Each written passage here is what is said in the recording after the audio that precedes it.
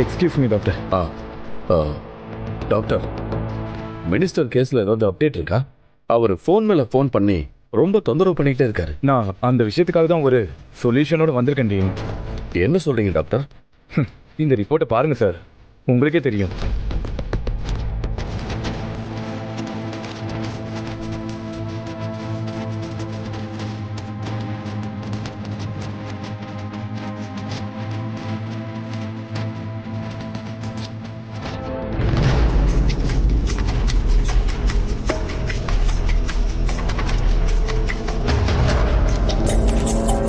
Super, fantastic. இது எப்படி கிடைச்சது டாக்டர்? ஒரு ஆக்சிடென்ட் கேஸ்ல எனக்கு லேசா டவுட் இருந்துச்சு.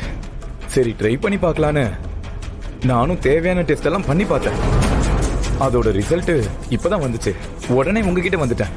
இப்படி ஒரு விஷயத்தை நான் எதிர்பார்க்கவே இல்லை. Perfect match. நாம உடனே இதை காதும் வச்ச மாதிரி செஞ்சு முடியும்.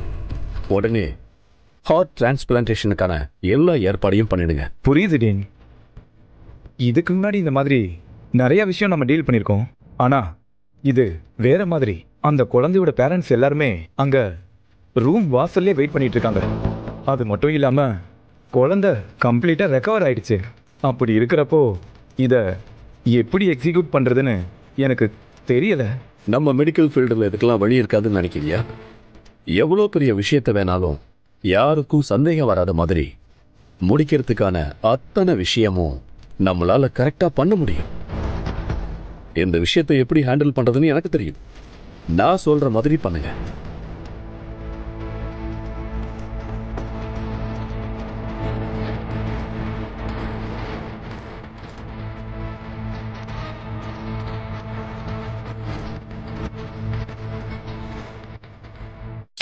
நான் இப்ப சொல்ற இன்ஜெக்ஷனை போட்டதும் குழந்தைக்கு ஃபிக்ஸ் வந்துடும்.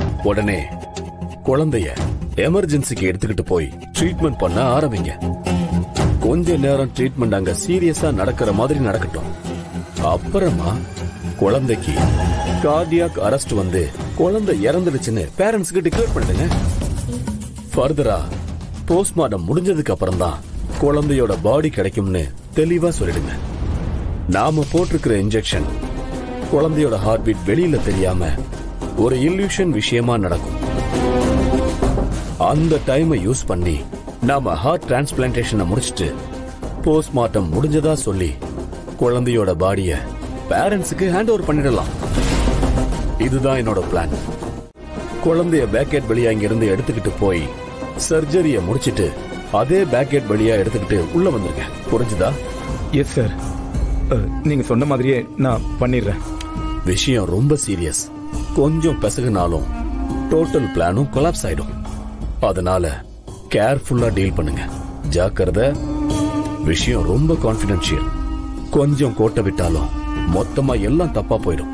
எஸ் டீன், இத நான் பாத்துக்கிறேன்.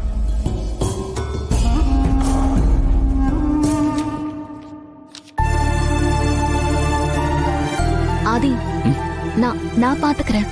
மனோ வீட்டுக்கு போயிருக்கான். எப்படியும் பாட்டியும் அம்மாவும் வந்துருவாங்க. உங்களுக்கு தான் போன் வந்துட்டே இருக்குல்ல.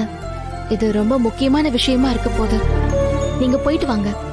எதுவா இருந்தாலும் நான் உங்களுக்கு போன் பண்றேன். நீங்க கிளம்புங்க ஆதி. இல்ல பாரதி, நீங்க தனியா எப்படி? அதெல்லாம் வேண்டாம், நான் அப்புறமா போய்க்கிறேன். எப்படியும் இன்னும் கொஞ்ச நேரத்துல தமிழை டிஸ்சார்ஜ் பண்ணிருவாங்க.